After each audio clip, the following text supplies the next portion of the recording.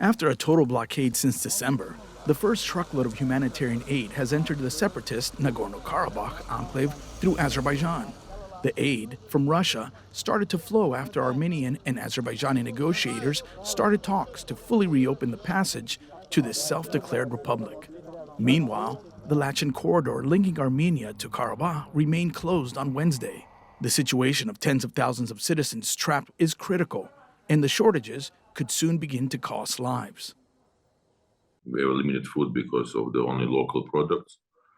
We don't have medicaments, we don't have a gasoline, and everyday situation becoming worse and worse. Residents of the Armenian side of the border say the Russians are not meeting their obligations under a 2020 agreement to secure the corridor with the presence of peacekeepers. Like many here, Bagas declined to give us his full name out of safety concerns.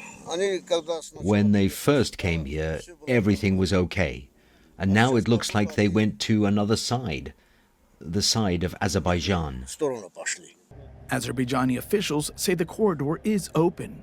International organizations working in the area say it is not, and they say a humanitarian crisis is underway. The head of the European Union monitoring mission on the ground, Marcus Ritter, confirms that members of his mission cannot access the Azerbaijani side. It was clear from the beginning that we would only be allowed to patrol on the Armenian side of the border to Azerbaijan. On the Armenian side, we don't have any limitation.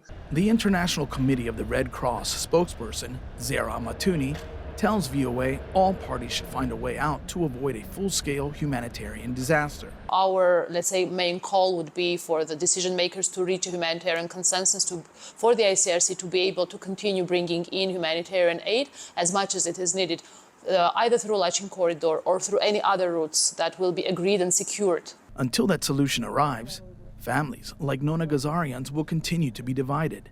She was visiting Yerevan when the blockade began and has not seen her mother and her brothers for months. She says she suffers when she thinks about the situation of her family in Nagorno Karabakh. There's been no bread for 2 days running. Today, each person received 200 grams of bread, not enough salt or butter.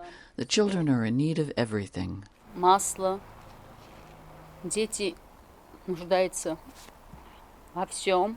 Negotiations are underway, and the Lachen corridor could soon open, giving hope for the thousands of people trapped without enough food for medicines inside Nagorno Karabakh.